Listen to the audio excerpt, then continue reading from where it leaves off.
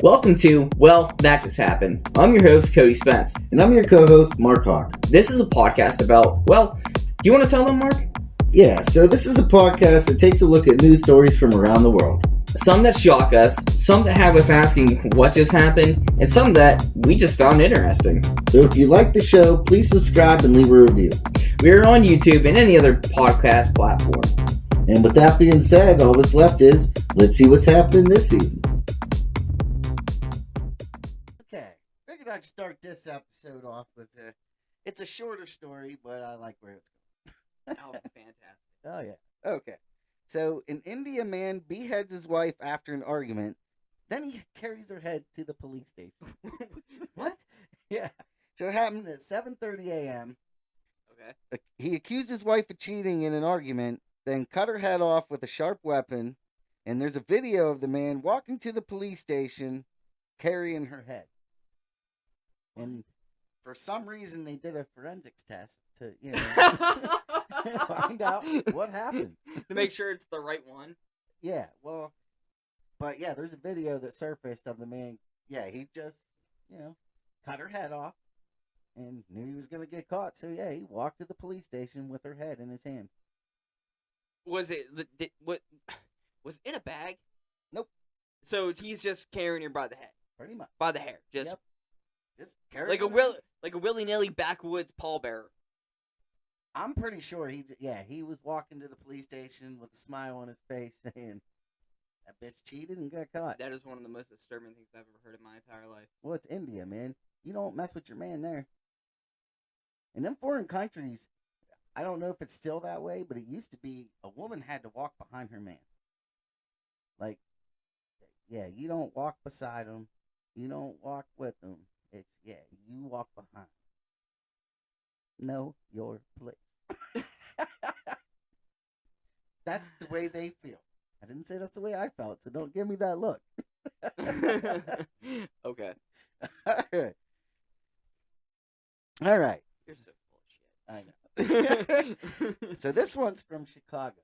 Okay. So Terry and Pouncey, 19 of Chicago. It was at 6 a.m. on Halloween. He robbed a hot dog stand. Now, I don't know why a hot dog stand was open at 6 a.m., but... Dude, drunks. It's Chicago. Oh, that's true. A big city. Probably things open 24 hours. So, yeah. All right. So he pulled out a gun and demanded cash from the employees. He held the gun to one of their heads. That employee was moving a bucket full of grease over a counter and told his coworker to get the cash out of the register.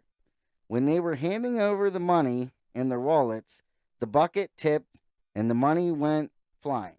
Pouncey bent over to collect the cash, and when he stood up, he shifted the gun in his waistband and accidentally pulled the trigger, shooting himself in the penis. Ah, no! Ah! So he struggled across the street, collapsed on the steps of a house. It's a real-life Cheddar Bob. Yeah. No. And he was taken to the hospital and arrested for 2 counts of armed robbery. I feel bad for that man. Just let That's it what I'm go. saying. So the guy shot himself in the penis. I mean, right there, I'm feeling bad enough for him where I'm like, all right, you are punished already. Mm-hmm. Like, I don't know if you need anything more after that. I don't know. I like it. I agree with you on that. I'm just like, all right, dude. You suffered. It's kind of like Lorena Bobbitt's ex-husband that she chopped off his wings. Oh, John Bobbitt. Yeah. Dude got into porn. Yeah, I mean, he made some money off that story. Yeah. I don't... Oh, man. No. All right. But, as the theme goes, that robbery, we go to another one. So, now this one disturbed me because you want to talk about a punishment being taken too far. Ooh. All right. Man who robbed taco truck with water gun gets life sentence commuted after 40 years. So, Rolf Castell from Arkansas, in 1981, he's now 70, robbed Senior Bob's Taco Hut in Portsmouth with a water pistol. He waved a gun at 17-year-old Dennis Schlotterman he got away with $264. That's it? Yeah. At 29, was sentenced to life in prison for aggravated robbery and fined $15,000. Slaughterman, now 59, tried to advocate for the guy, went to the government or the governor, and they still, wouldn't commute his sentence, and they finally did. And he was waiting release after 40 years. I mean, he got away with $264, and it was a water pistol. And I get they can say that he had a weapon, but I mean it was a water that's pistol. crazy though. It's a water pistol, but for that long, Yeah, and that kind of a fine for taking that much money. Like the dude obviously was pretty hard up if he's robbing a taco stand with a water pistol, can't even afford a real gun, yet you're gonna go after him. Would you say how much? He got $264, but they fined him $15,000 and life in prison. I mean, I think you're taking it a little too far at that point. That math does not add up. No, not at all. And, after years he went, I mean, the guy he robbed was trying to advocate to the governor for him to no avail. And then finally, years later, then they'd say, okay, we're going to commute your sentence. Yeah. But, I mean, he was 29. And, 40 years later, dude, about 70 years old, they finally let him go. Wow. I feel bad for that person. Actually, Yes. I mean, he did something wrong, but holy crap, man! Yeah, that's where I don't feel the punishment. Dude, when we were kids, we used to take like cap guns and shoot them at cars and stuff like that. Yeah. I never thought anything of it, but I think hearing that and looking back in hindsight, I mean, granted, we didn't rob anybody, but to think like for something that small could have, my mind's blown. Yeah, I mean, we used to throw those little snaps down at the ground and at car tires and that, and run away. And it's crazy. I used to take paint, like spray paint cans, and put them underneath tires of people, so when they back up, it go boom. Yeah. I did that other places besides out on the street. Yeah, I know. We've all done that. All right, this next story, it kind of got me like, wow. Like, all right, here, I'll read you the headline. Mother kills husband with boiling water after he allegedly sexually abused children. I don't know how to feel about this at the moment. Okay, well, a woman from England was sentenced 12 years to life for murdering her husband by pouring boiling water mixed with sugar on him. 59-year-old Corinna Smith poured boiling water on her 80-year-old husband while he slept. Before the attack, she was told by her daughter that he committed sexual abuse against children for many years. He suffered burns to 36% of his body before he died. Holy shit. Now, this is the messed up part.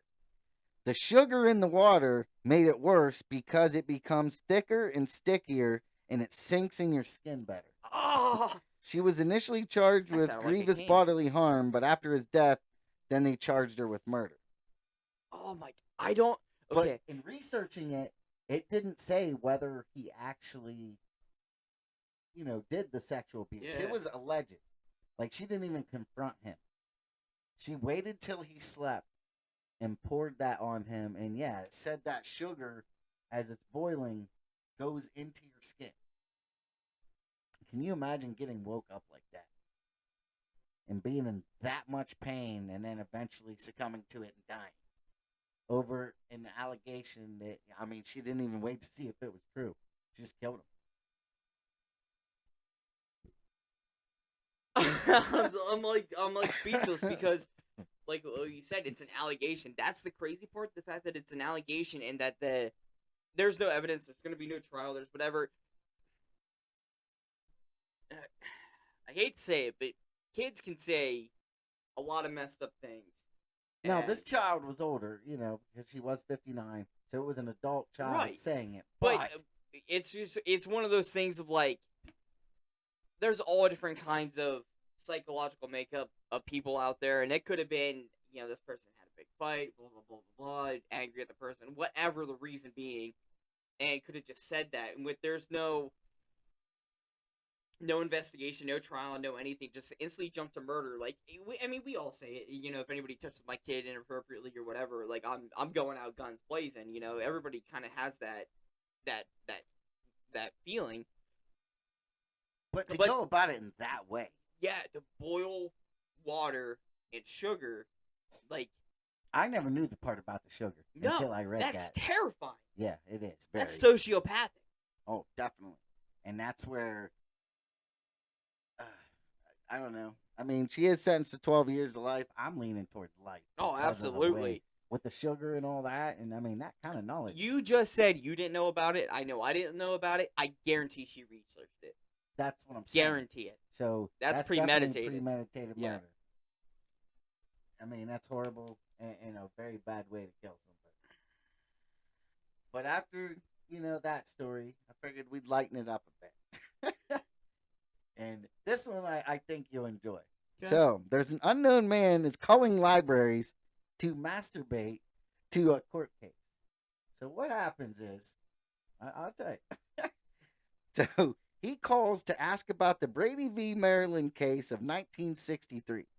That's so specific. Yes, it is. Claims he doesn't have a computer and asks the librarian to read case file out loud so he can take notes. As they read it, it becomes clear he enjoys it a lot.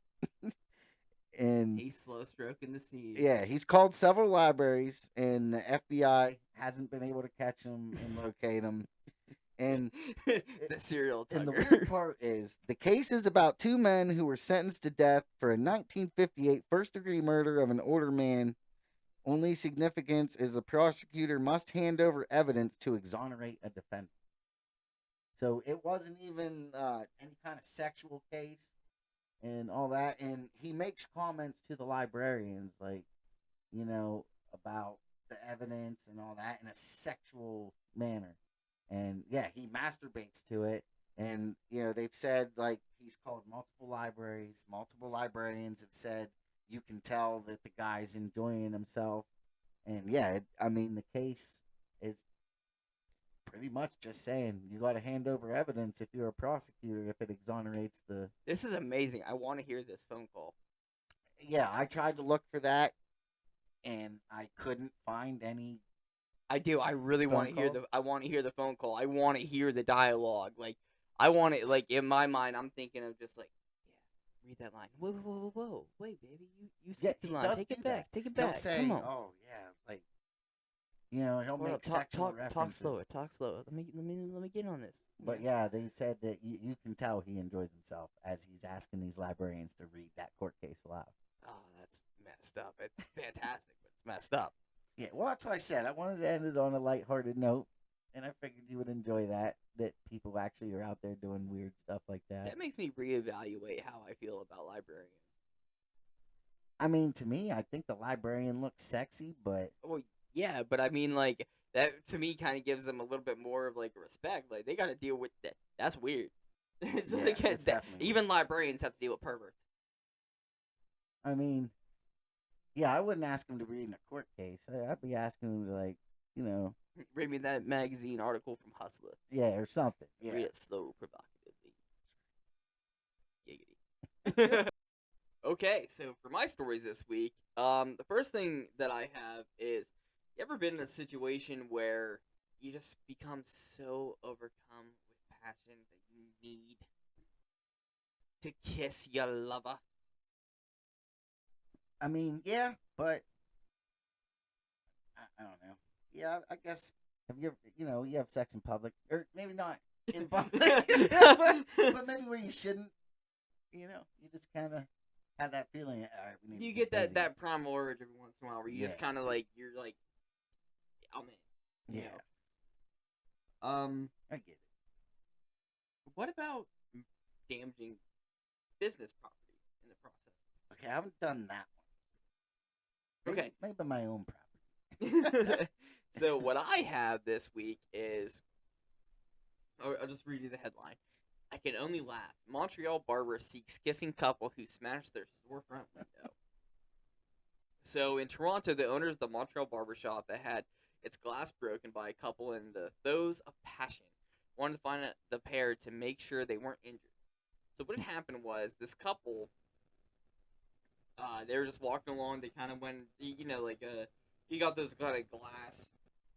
You got your window, then it goes down to the door, then it comes out. There's the window. Well, there was a barber shop there, and this couple decided they wanted to embrace each other in passion. And the woman gets on the dude, starts kissing on him. He falls back to a glass door, and boom, right through the glass door of this barber shop, smashes it out.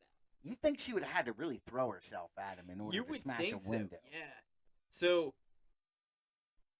the owner of the barbershop, he just said, This is funny. I'm not even mad. This is just funny. I want to make sure the person's okay, but the part that kind of got me was that they ended up putting it up and like hanging up kind of like a picture frame, like a mural kind of thing. Like, this is part of our store's history now. Like, yeah, this actually happened.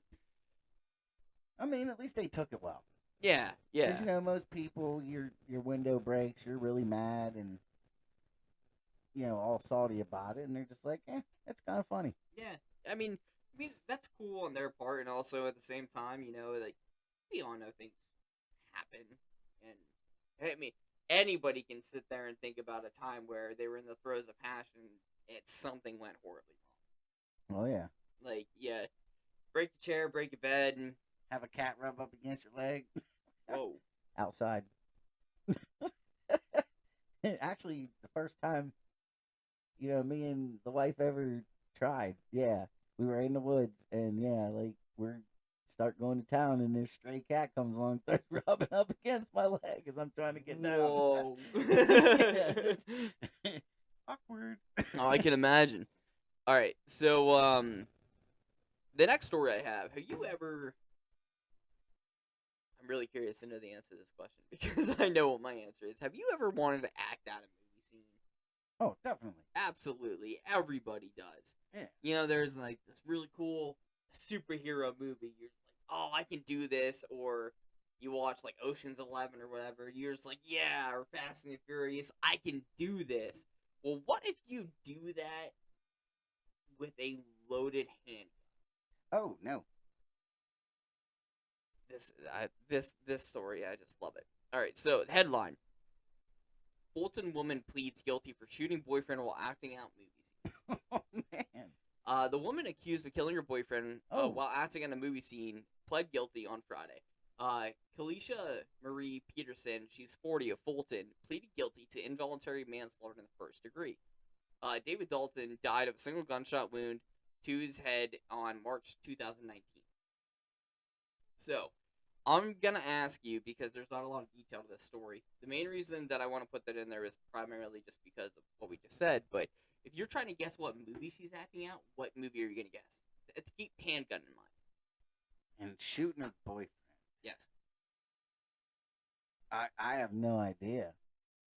I'll give you a hint. It's a superhero movie. I can't even. They were acting out a scene from Deadpool. What? Yeah. It doesn't say what scene, but they were acting out a scene from Deadpool, and she shot her boyfriend in the head and killed him. Okay, why would you be acting out a scene with a loaded gun? It's just like we talked about last season. I don't think she realized it was loaded, but still. Okay, this is a theme now. This is a couple times somebody didn't know the gun was loaded. Like, okay, the guy who cleaned the gun and killed the lady, and now she killed her boyfriend. How do you know your gun's not? You're supposed to check that. Right. Before you do anything with a gun, you check to make sure that it's not loaded, and so that kind of stuff doesn't happen. Yeah, and it doesn't say there was any kind of narcotics or alcohol or anything involved. It just says that they were acting out the movie scene from one of their favorite movies, and it happened to be Deadpool, and he's dead. Wow. Right? I mean, I hope. I guess they killed that scene. All right. So, the next story I have you ever? Do you read reviews? Some. Now, when you're reading a review, do you look at 5-star, 3-star, 1-star? Like, what? I look at the negatives before I look at the positives. Okay, so you're looking mainly at like 1-star then to kind of see. Yeah, but like before I do anything, I like to read the reviews on something to see, okay, what's the negative experience of this versus what's the positives. Right. So do you feel like negative reviews are more honest? Yes, I do, honestly. Okay. So here's my headline for you. Washington couple sued for $112,000 after leaving 1-star reviews. What? Washington couple sued after leaving 1-star reviews. Why? Like, Okay. You gotta tell me about this. This was in Vancouver. When Autumn Nepper and Adam Marsh's roof started to leak at their Vancouver home a few months ago, their landlord sent over an executive roof service. So the gist of what happened was their executive, they ordered the executive roof service. The landlord did, and they were trying to get it. They were trying to get information on, like, hey, when's this gonna get done? Blah blah blah. They're trying to find all this stuff out, and the company's like, look, you didn't order this. Like, you're not paying us. We don't have to tell you anything. Your landlord can call. We'll give them the information, but we aren't giving you anything. Which, granted, from a business aspect, that's fair. That is fair. Yeah. And they're pissed. So they started leaving 1-star reviews, and the 1-star reviews from Google got back to the company, and the company reached out to the landlord. They're like, hey, tell your tenants to take this down. Like, this is unprofessional, or not unprofessional. This is hurting our business. Blah blah blah. And they're not technically a client of ours. So there's no merit here. And the couple decided, no, we're not going to take it down because, I mean, granted, see, this is the part of the story that kind of has to be so confused is I understand where they're coming from, but I also understand where the business is coming from. True. Because the business is like, you're not our client. Like, we have nothing to do with you, but yet also where they're coming from is this is where we're living. Yeah, that's true. Okay. So I feel like they have the right to know the information because it affects their day-to-day life on where they're staying. True. So after going back and forth with the company about trying to get them to get the information, about trying to get the reviews taken down, it didn't happen. So it eventually ended up going to the couple being sued for $112,000 and $28,000 per week. So the longer this goes on, the reviews don't come down, the higher this is going to go. Oh, wow. And so it's a really long court case. I mean, it's still going on to this day. It's pretty intense, and that was just one of those things where I was like, yeah, this is crazy to me. Like, I mean, okay, here's my thoughts on this. If the couple calls because they're living at the residence, and you say, hey, I know that we're not the ones who ordered these services, but when is the work going to be done? Because we're living here, we just want to know when this is going to be taken care of. Right, and I feel like that is fair. Yes. But I also like I said, I understand where the business is coming from because I could see if it was like a disgruntled client, but that's not the case. It's kind of like complaining about getting, like, it's kind of like complaining you get Votech kids to come work on your house and then trying to file a complaint about it. Like, it's free work you're getting done, so you're not going to get anywhere by complaining.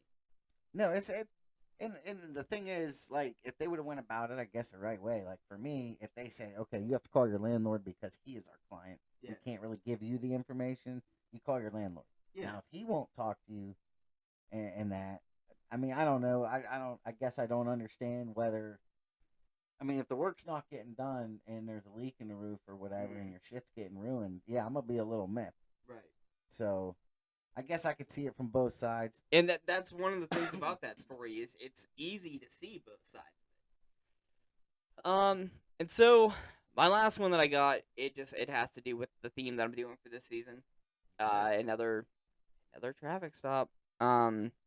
So if you're gonna hide your drugs, what do you hide them in? Pill bottle.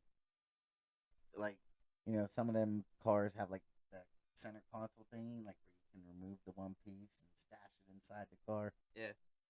I just saw this TikTok video about like your lights. If you do something with your light at a certain thing, like you can actually pull your light socket, like where you turn your lights on and off. You can actually like pull that out, and it's like a little storage compartment. Oh wow. That's besides the point. So you did not say where this individual hid their paraphernalia. It was a cereal box.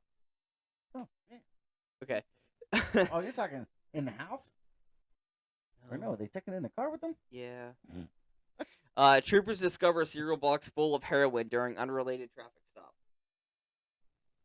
I'm sorry. Yeah, if somebody just got a box of cereal in their back seat and it's not in a bag or anything. Oh, wow. Okay. That's everything they pulled out of the Frosted Flakes.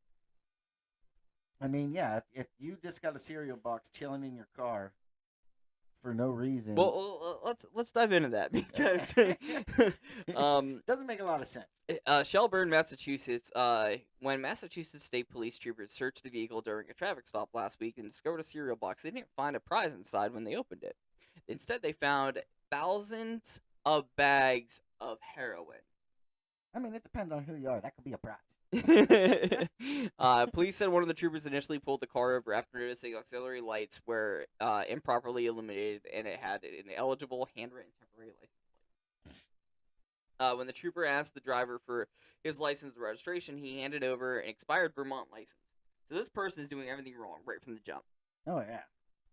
The driver identified by police as 31-year-old Justin Buccino. Instead, his vehicle was properly registered. When the trooper went to verify whether the vehicle was registered, police said he discovered Buccino's license was suspended. Jeez. Again, this guy's a winner. During the search, police said the troopers found the cereal box, which contained 3,100 bags of heroin and 1 bag of cocaine. That's just a bonus. The troopers also found a used syringe, a box cutter, a purse containing 2 bundles of heroin, a small white bag that contained what appeared to be fentanyl, and a glass pipe, according to police. And that's pretty much the gist of it. So they were kind of going away for quite a while, but that's just one of those things where, holy crap. That's a lot to keep on you, and in a cereal box. Like I said, if I'm a cop, I walk up to a car, you're doing all this wrong stuff, and then I see, oh, there's a box of cereal, and I don't see any milk. Well, you know what? Like, here's the thing about that in my eyes is, I don't know about you, but when I was younger, I used to get too lazy to sit down and make a bowl, so I just grabbed the cereal box and munch out. Dude, Lucky Charms, those marshmallows, that was my jam. I buy just the bags of marshmallows from the store. Yeah, so you had that in your passenger seat. Like, this person could have been like, yo, that's just my driving snack. You know, something like that. Like, 3,100 bags of heroin. That's a lot of heroin. What I would do is, like, okay, if you stash that much drugs in your cereal box, at least leave, like, a little part of the bag full with cereal, so that way... Right across the top. Yeah. Yeah. So that way, like, you can reach in and start eating the cereal when you get pulled over. I'm just eating my snack. Yeah. You know, I'm a nervous eater. All right, we're going to definitely touch up more on that in the wrap-up. All right. In our weekly wrap-up, we discuss some of our personal opinions and ideas. So let's see what we thought this week. Okay. All right, so in this wrap-up, I want to go back to the box of cereal and the meth thing. Yeah. It wasn't meth, it was heroin. Heroin and 1 bag of cocaine. That's the part that bugs me the most is, why the 1 baggie of cocaine? Yeah, well, and then you said they also found another couple bundles in a purse. Yeah. So was this a couple? No, it was some dude and his buddy. Where'd the purse come in play? I mean, he was just the passenger. Oh, okay. Wow, that's crazy. Yeah. Yeah, the purse just threw me off because, you didn't say anything about a woman. No, it's just his buddy. Okay, well. Maybe he couldn't afford a fanny pack. I guess. But yeah, you just don't take that much drugs with you when you travel. I guess unless they were going to get rid of it, which that's you can't tell me there was not intent to sell with that. I mean, intent to distribute 3,100 bags of heroin. That's a lot of money in that. I would be really mad if I got stopped with that. I don't know why you would stop. Part of me is kind of like thinking when they get to like the jailhouse and they're supposed to sit in the cell, like, you have to know one of the other ones just seething with one another. Like, you couldn't just hit your fucking light when we were gonna make that turn. Just something small like that. Because they were saying the lights didn't illuminate. I think it was. Yeah. They didn't illuminate properly. The other person's just like, you screwed this entire thing. Oh yeah, I mean, and now you're both going away for a long time. And I mean, I don't see one person saying, "Yep, it was all mine. Let Like, him go." In my mind too, like I see the other person knowing what's inside the cereal box, like sitting there just kind of holding on to it, just like, no, we're good. We got nothing to hide. I mean, and yeah, you know, you were talking about eating drugs. You ain't eating 3,100 bags. No. I think after 2, you'd be like, I can't do anymore. But all the things that were wrong, I mean, expired license, all that, yeah, if that's just crazy. Yeah. Another thing I got to bring it up is the guy who cut his wife's head off and just walked ahead to the police station. I know, dude. Like, Whoa. That's just crazy to me. I think the part that baffles me the most about that is the fact that it wasn't, like, it was just out in the open. It wasn't in, like, a bowling ball bag. It wasn't in just, like, a backpack or anything. It's just dudes just swinging it. Yeah. Well, I mean, obviously somebody's going to take a video of that. I mean, that. Absolutely. It's just crazy. And, I mean, at least you know ain't nobody messing with you. You're walking down the street with somebody's head in your hand. Yeah, you're pretty much Yeah, being that's left the alone. epitome of unstable. Oh, yeah, definitely. But that's what surprises me, how they went and turned themselves in right away. Like, they were calm, cool, collected, knew exactly what they were doing. They're like, hey, I'm busted. I'm just going to go right to jail. Yeah. Like, at that point, I'm marking off a list. Oh, absolutely. Of all the people that have made me mad over the years, I'm not going straight to jail. I mean, I'm going to let them... You know, most people in that situation do suicide by cop. Do you think it's messed up to think about, like, if you know you're in that predicament, don't you have a little bit of fun? I think so. Like, I imagine you go up, you walk up to, like, a hot dog stand and be like, yeah, I want to get, can I get 2 hot dogs, blah, blah, blah, blah, blah. When they turn around and make it, you just put the head there and duck down. Or else, you know, just as you're walking to the police station, I ask for some head. You know, something. Try to use that as a ventriloquist doll. Yeah. Or, you know, we've seen other ones, especially since it was freshly cut off. Yeah. You know, you could have had the sex with it. I don't know. I told her a joke, and you could say her head was rolling. Do something, man. You just... Yeah, I would not go straight to jail. I promise you that. Yeah. Another thing I want to talk about is the guy who shot his penis. Like, oh man, can you imagine how much pain you're in? You know, because he went across the street before he collapsed, and then imagine every step had to be painful. Oh man, I couldn't even imagine every step. And all over trying to rob a small little place where you ain't getting much money. Yeah. A hot dog stand. Like, that's a whole different I mean, yeah, you might get a couple $100 at most. And yeah, you got shot. You're over not even that paying your doctor bill at that point. Oh, no. But damn copay. These are the kind of people that we've been finding a lot. You know, and then the lady, I don't know. There's just so many crazy people. It just... All I can say is welcome to season 2 of Well, That Just Happened. And guess what? It all just did. That's true. Well, that just happened. If you like what you heard, tune in next week to see what else we find. Also, please leave a review, a like, and subscribe. If there's something you think is interesting and would like us to address, then reach out to the show and let us know. We're on Facebook, Twitter, Instagram, pretty much anywhere you want to reach us. And with that being said, this concludes our episode of Well, That Just Happened.